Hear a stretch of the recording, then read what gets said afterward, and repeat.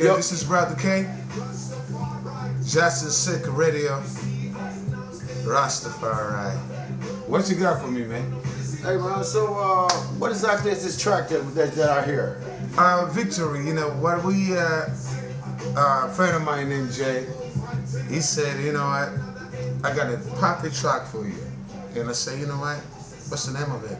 So I got no name for it, but you know, he has a sample by Dennis Brown called Victory. And I know you can come with something. And so I told him, Jay, it's gonna be sick. So I went to the basement, and I remember I needed sleep all night, man. Just came with this idea, and my cousin BMW, because this is a track with Brother K featuring, you know, BMW and Jay, and like he came over like, because I was like, man, you gotta hear this, and we went to the Jay studio, and I just listened, you know, because it was so perfect. It was meant to be, you know, and that's how it happened. So victory, this is a victory for everybody. Victory for us as black people, you know, looking down at Babylon, see them on fire, or at least once in a blue moon. You know, but we wanted victory in the sense that your mind, you feel the victory of yourself. Victory as an individual. You know, victory in everything you do is a victory. Whether you fail or you win, victory is beyond failing and winning. Is victory. Victory as individual. You know, while we're still alive, while other people are dead, while our friends are gone, while we're still alive, it's victory in winning and losing at the same time. Okay, who was this rapper? That's Jay. Jay Lovely. And Jay Lovely is the one actually. And where are you from? He's from here. He's from Columbus. One of the best rappers to me, actually. One of my favorite rappers. And I always tell him that you're one of my favorite rappers. He's sometimes kidding, you know. All right, so where exactly are you from, my brother? Originally I'm from East Africa, Tanzania. So I grew up, always grew up in music. Music always been my life. My parents knew me from the baby, you know. My brothers, I'm the youngest from like 6 brothers. Music is something that I grew up on, you know. I grew up listening to ABBA. I grew up listening to Bob Marley. I grew up listening to the Isley Brothers. So hold on, how long have you been in the United States? Since '96, so does that give it like 14 years? So you say ABBA? I listened to ABBA. I did too. Taking chance on. Oh, exactly. My favorite ABBA song is Fernando. All right. Can you hear me playing Fernando? Yes. So I'm like I look at music as I remember this woman from South Africa that she lived in Tanzania, and what happened, and this is a true story. We used to call her Mama Mzungu, which means a white mother, a white woman, and she was a refugee in Tanzania. And when she came to Tanzania, she was given a land that was like nobody really lived over there, and only thing she had was a radio cassettes. We call it what? What do you call it? Whatever. Cassette radio or radio cassette we call back home. That she brought music from South Africa, and she says she lived music, she smoked music, she drank music, she ate music. Music is life, a soundtrack of her life. And I will never forget, because she saw something about music, and she told me, if you have music in here, not in here, not in here, here, you will live for a long time. And gosh, she was right. Music is everything to me, and sometimes I don't share it enough, I feel. That's it. Oh yeah. Yeah. So let's see. So them is your musical influences. So exactly when did you start?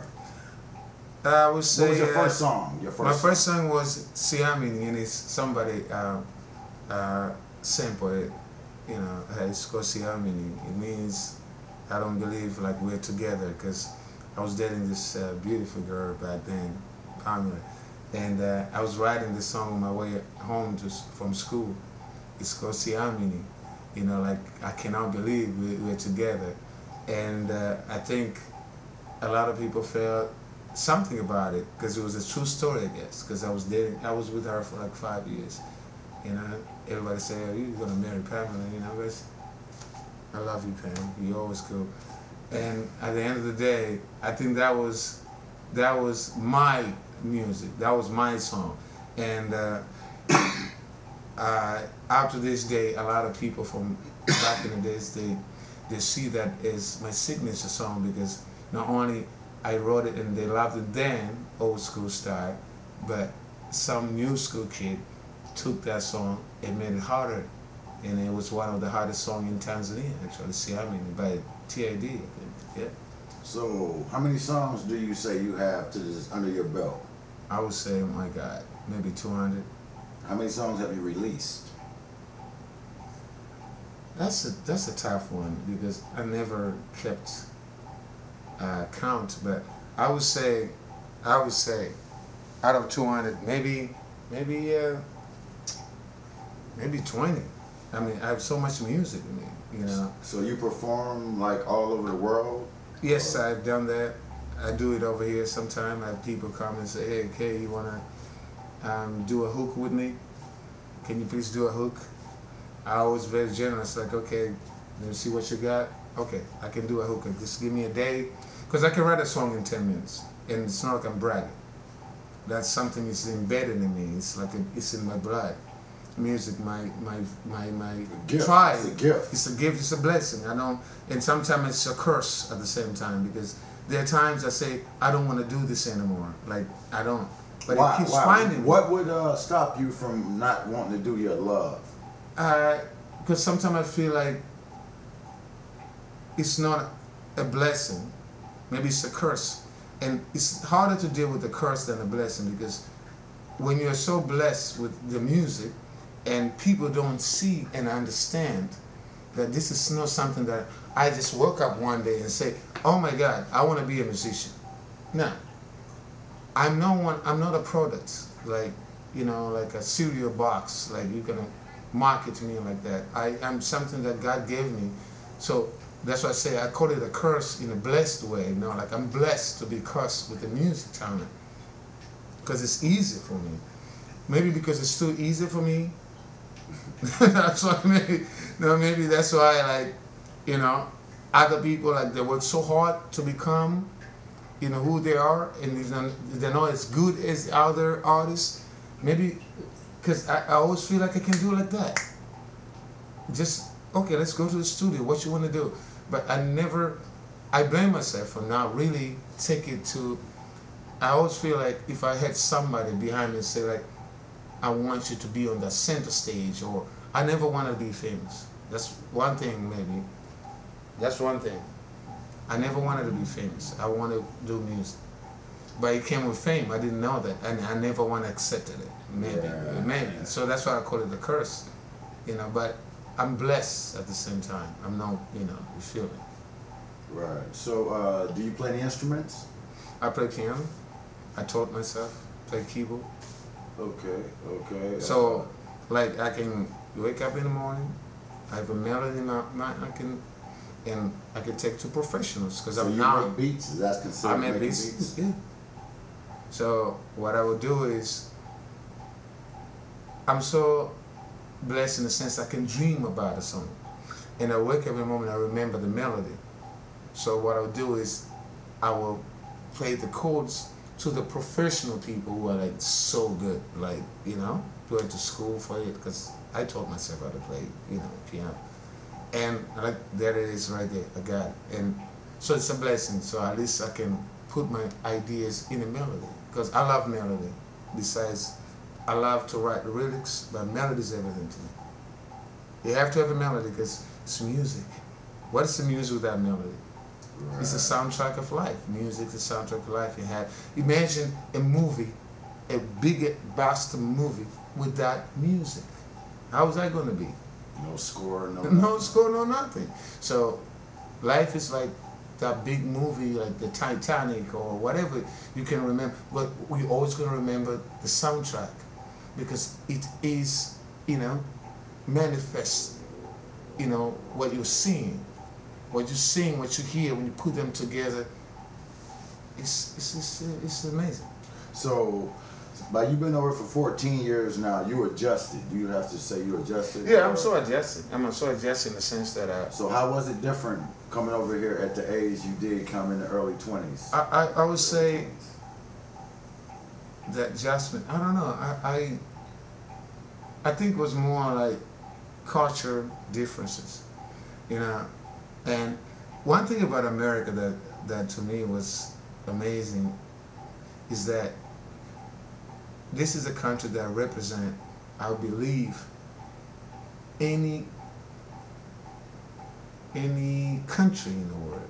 Like you feel like there's any person that came from any place in the world, at least 1 or 2 or 3 live in this country.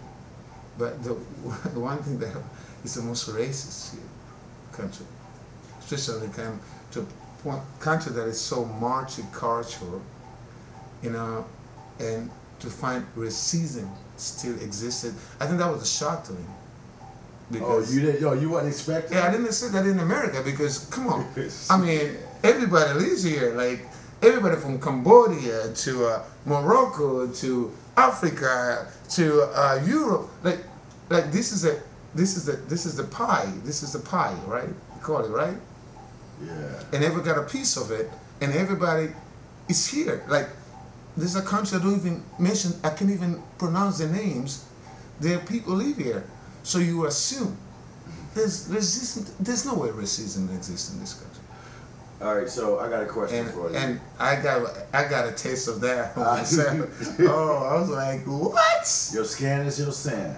Yeah, I think that's I think to me I realize I'm black because I used to think I'm African until I had an experience and I say I'm black because I didn't say a word for that person to understand that he is an accent here from Africa. I just became black, you know, like you became Chinese, you know. One thing, America, people are individuals, and they look the rest of the world as a people. I never expected that. Like I thought this is a country where everybody's the whole. Nah. Yeah, and so. Yeah, well, when I had a taste of what is, you know, my fellow so-called black people go through on a daily basis, and became black. I never became African. All right, I got a question for you. Yes, sir. So, as you see, just because we got the same skin don't make us brothers for real. You experienced that. I know you got a story about, well, how did you get played by your own brothers? I mean, American black people. Right. What was the first thing that made you realize, damn, they got me? I know they got you. I know. It's so funny. It's so funny. I think it's for us Africans because of you know, in America there's something called accent. You know, somebody from Tennessee have an accent, some from Kentucky have an accent, but they always say, "Oh, he must be Jamaican," because sometimes I don't talk much. I don't like to talk much. And you know, and the moment you open your mouth, they ask where you're from. You know, brothers will ask you where you're from. You know, like I'm not gonna lie. I know some African will say with the dreadlocks, will say I'm from Jamaica. To maybe I'm from Somalia to get some sort. I don't know what it is. It's some sort of like appreciation. What's the word? It's a word like more like I'm from Africa. I'm from Tanzania. And I think there's a little bit of a shift of respect, like, oh, he's just an African. But when you say Jamaica, it's a if we say I'm from Jamaican, then we'll be like, oh man, you know, this Jamaica, you know, and then it's gotta be scared of this nigga, you know, you never know about this nigga. This nigga may be, hey, I'm Somalian, you know, because even people think Somalians are not Africans, you know, because most of them, of course, they grew up different places in Africa, they never ever, you know about the story of Somalia, a lot of people know. Yeah. But when you say, you know, people become, hey, little boy, what's up, man? I'm like, you get? I'm like, no, you know, I'm from Africa, you know. Like, man, there's like, the conversation kind of switched a little bit, in a sense, like, Oh. And I feel, and I'm gonna keep it real, like we can walk over him just like anybody walk over them. Mexicans, like especially Mexicans, will go through the same shit as when you say I'm African, you know, because with, you know, there's a kindness with the African that people feel like, oh, that's just my, you know, I can, you know, but if I would say I'm Jamaican, you know, maybe because of the experience of the country, it's a different story. But it's more accepted. Accepted, like we're all one, we're all together, like you know, in a struggle. But this African and Mexican, we're all immigrants. But Jamaicans are not immigrant anymore, you know. Right. Mexicans are just immigrants. Africans are immigrants. You feel me? In America, there's a sense of you get it from your own black people. Yeah, you do. Who call themselves African Americans. You see, that's the trick. You know. And it's like everybody is immigrant. Everybody becomes immigrant now. Everybody gets immigrant. But how come Jamaicans are not immigrant? How come Somalis are not immigrant? You know, how come Mexicans are immigrant? You know, but to me, I got lucky. I made a lot of good friends from African American that wanted to understand where you're from. They wanted to be African American in the sense that that's where we came from. Not in the sense like you are immigrant. Right. You feel me? Everybody ain't tripping on it, but some do. Yeah, some do. Not everybody. And even some African trip, and I'm going to keep it real, Africans trip about Africans American, especially also in the sense that, oh, they're, you know, they're blacks. You know, like there's sense of like a separation. Like we don't know how to look at each other as we're all blacks. It's going to take a while. You know, I put it like this, like I deal with like a lot of Somalian guys over on the west side. Shout out to my man, Black the Streets and Hard Times, ENT. You know, I don't look at them like being different as Somalians. They my niggas. Right. You know what I mean? Shamu and Abdul and Mohammed. You know, we're all see, but it takes, I don't know what it does. I think that's why I always say, like, we're in the worst time in colonialism, neo-colonialism, because what it does is it found a way to separate the same race, to look at each other as different. Right. Divide and conquer. Yeah, divide and conquer. Thank you very much. Can I go and take a pee? Yeah. Pause for the cause. All right, I'll be right back, Steve. Take two. Yeah. Now we're gonna go back and